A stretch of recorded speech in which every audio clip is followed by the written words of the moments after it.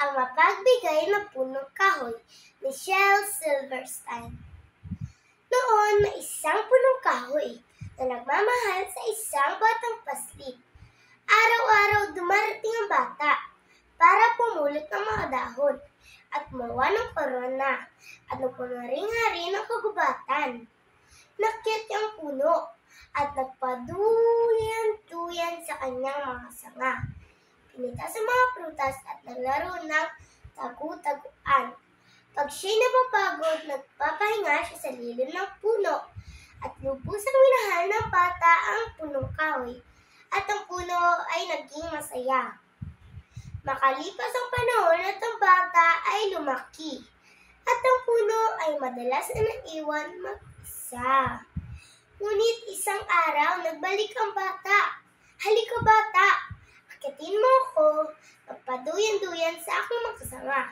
Pitasin ako yung mga prutas at maglaro sa lilim ko.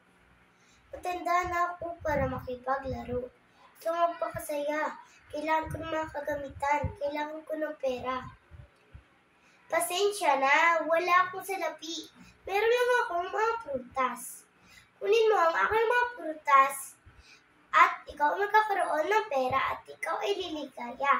Pinitas ng bata ang mga prutas at pinala sa malayo at ang puno ay nasiyahan.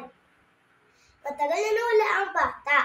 Ngunit isang araw nagbalik ang bata. Halika bata, akitin mo ako at magpaduyan-duyan sa aking mga sanga. Wala akong panahon para umakyat sa puno. Gusto kong magkaasawa, gusto kong magkapamilya.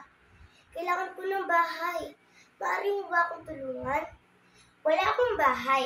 Ang gubat ang aking bahay. Kung gusto mo, putulin mo ang aking mga sanga at magpatayo ka ng bahay at ikaw ay liligaya. Muling lumayo ang bata at nagpatayo ng bahay at ang puno ay nasiyahan. Matagal na nawala ang bata at sa kanyang pagbabalik, ang puno ay nasiyahan. Halika bata, tayo na maglaro. Matanda na ako at libang nalulungkot para makipaglaro. Ang nais ko lamang ay magkaroon ng bangka. Maaari mo ba akong tulungan? Putulin mo ang aking katawan at gawing bangka at maglayag at ikaw ay liligaya. Kaya't pinutol ng bata ang katawan ng puno at ginawang bangka at naglayag at ang puno ay nasiyahan, ngunit hindi lubusan. Makalipas ang matagal na panahon at ang bata ay nagbalik. Pasensya na bata, wala na akong maibibigay pa sa iyo. Basta aking mga prutas. May na akong ipin para sa mga prutas. Basta aking mga sanga. Hindi na ako bata para paduyan-duyan. Wala na akong katawan. Hindi ko na kayang umakyat sa puno. Matanda na ako. Pasensya na. Sana may maibibigay pa ako sa iyo, pero wala nang natira. Pasensya na. Wala na akong kailangan ngayon. Ang nais ko lamang ay tahimik na lugar at pahingahan.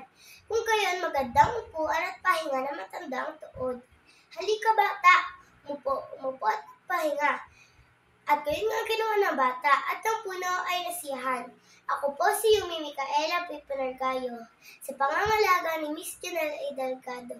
Kali sa Grade 3 Nara. Maraming salamat po.